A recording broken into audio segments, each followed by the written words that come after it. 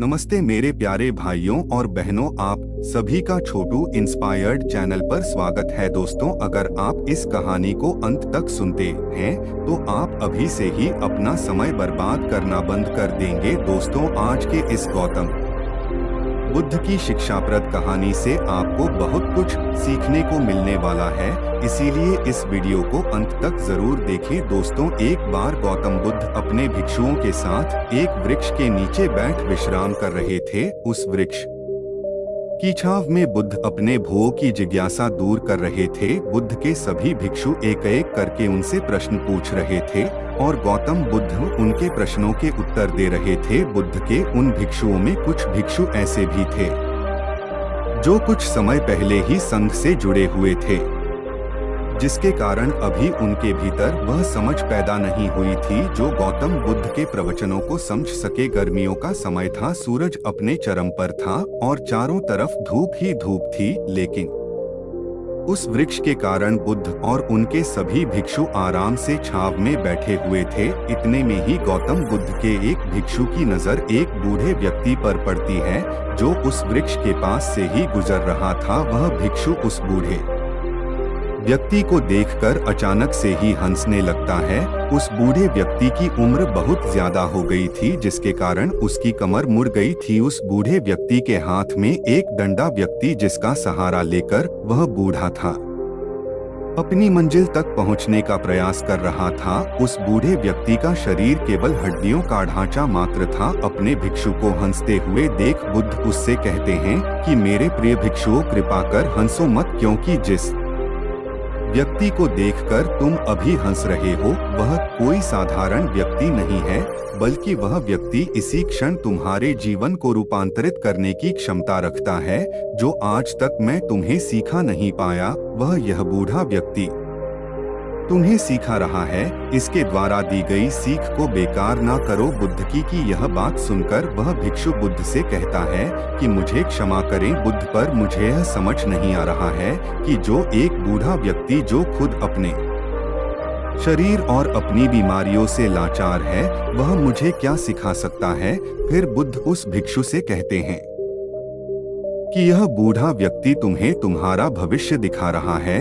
जिस बुढ़ापे को और लाचारी को देखकर तुम अभी हंस रहे हो, वह बुढ़ापा और लाचारी तुम्हारे जीवन में भी आने वाली है।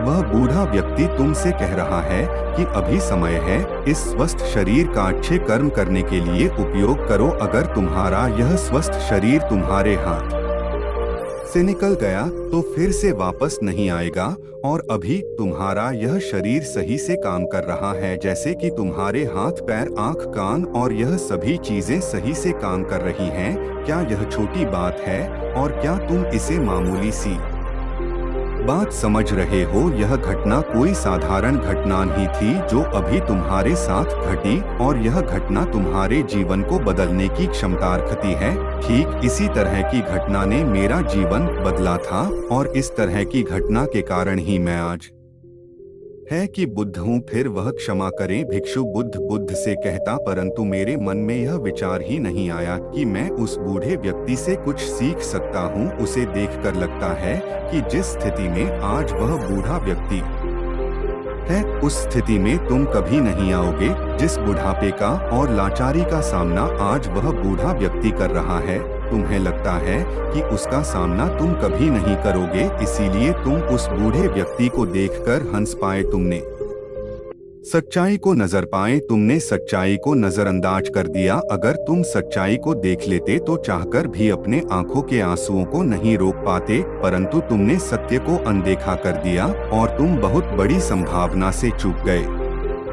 बुद्ध की यह बात सुन वह भिक्षु बुद्ध से क्षमा मांगता है और यह निश्चय करता है कि वह अपने स्वास्थ्य का उपयोग अपने अहंकार को बढ़ाने में नहीं, बल्कि परम सत्य को पाने में करेगा। दोस्तों, जो लोग इस कहानी को पढ़ रहे हैं, हो सकता है कि आप बड़ी बड़ी समस्याओं में हो, या हो सकता है कि आप परेशानियों में हो, लेकिन फिर भी एक बात को हमेशा ध्यान में रखना है कि जब तक, दोस्तों, इसीलिए बुद्ध ने कहा है कि हमारा स्वास्थ्य हमारा सबसे बड़ा उपहार है जो हमें इस सृष्टि से मिला हुआ है, इसीलिए इसका उपयोग सही से करें। दोस्तों, आपको यह गौतम बुद्ध की शिक्षाप्रद कहानी कैसी लगी, कृपया हमें नीचे कमेंट बॉक्स में कमेंट करके जरूर बताएं।